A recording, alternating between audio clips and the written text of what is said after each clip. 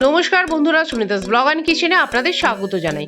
আজকে ধোকলা বানানো দেখাবো। তার জন্য 2 বাটি সুজি নেব। যতটা সুজি নেব তার হাফ বেসন নেব।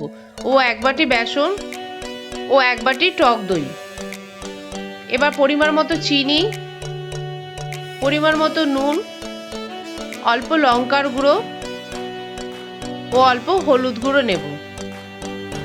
3 চামচ সাদা তেল দিয়ে আমরা একটি জল দিয়ে ব্যাটার তৈরি করে নেবো। আমরা যেরকম বেগুনের ব্যাটার তৈরি করি সেরকম।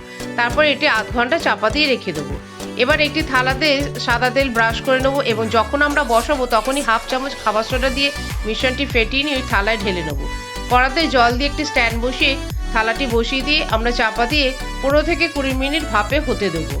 এবার একটি ছোট বাটিতে অল্প জল নিয়ে নুন ও 1 চামচ চিনি, অল্প হলুদ গুঁড়ো ও অল্প লঙ্কার গুঁড়ো নেব। এটি মিশ্রণ তৈরি করে নেব। এবার কড়াতে সাদা তেল দিয়ে সর্ষে, কারি পাতা, কাঁচা লঙ্কা ফোড়ন দিয়ে মিশ্রণটি ঢেলে দেবো। দিয়ে একটি ফোড়ন তৈরি করে নেব। বন্ধুরা, ভিডিওটি ভালো লাগলে ইউটিউব থেকে দেখলে সাবস্ক্রাইব করে রাখবেন ও ফেসবুক থেকে দেখলে ফলো করে রাখবেন। অবশ্যই একটা লাইক দেবেন। এবার আমরা এই মিশ্রণটা একটু ফুটিয়ে নেব।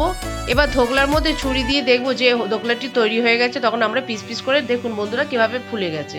এবার ওই মিশ্রণটি আমরা ধোকলার ওপর ঢেলে দেবো ও দিয়ে সার্ভ করব। ধন্যবাদ বন্ধুরা।